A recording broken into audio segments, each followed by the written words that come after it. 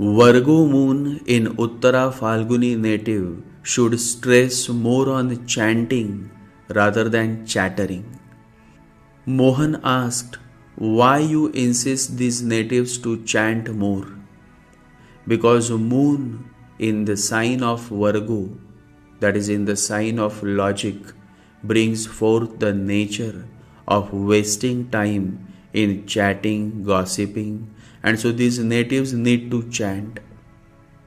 Because only through chanting can they overcome the ever buzzing mind and the tendency to perceive everything from a logical mindset. Virgo is an intellectual sign, but the problem with intellectualism is that it is completely trapped in the head. It is all logic, and God cannot be realized. Love cannot be realized by logic, but only by love. And love happens only when you start moving from your head to your heart. This wonderful journey begins only when you have the fuel which comes through the source of chanting. Mantra chanting is therapeutic. It energizes the body, purifies the mind, and cleans the soul.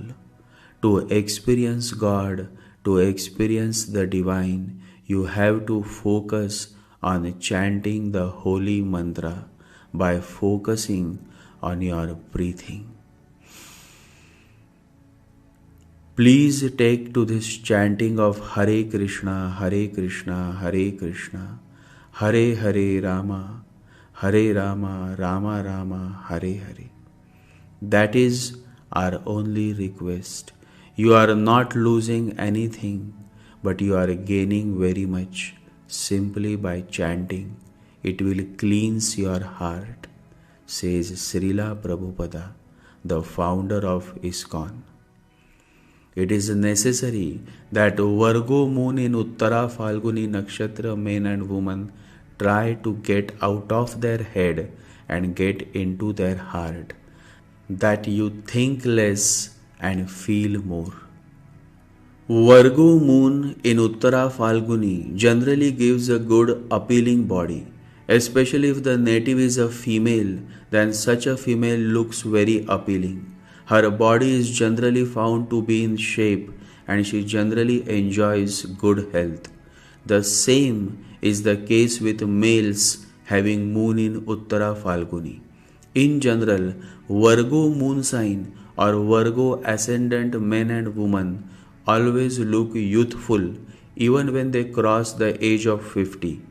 Virgo is blessed with youthfulness. That is why Virgo is closely connected with virginity, since virginity is found only in young men and young women. A few days ago, Mohan asked a beautiful question. He asked, "How does the head destroy the possibilities of love?" The head is always goal-oriented. Virgo moon in Uttara Phalguni can make you more logical than otherwise. And logic is head, and head always has a goal, an agenda. Reminds me of a beautiful story. There was a man and he was interested in self-realization. All his life that was his desire, his goal. He was in search of a master who could help him achieve his desire. A master who could teach him meditation. So he went from one master to another, but nothing was happening. Years went by. He was tired, exhausted. Then someone told him, "If you really want to find a master, you will have to go to the Himalayas. He lives in some unknown parts of the Himalayas. You will have to search for him. One thing is certain, he is there.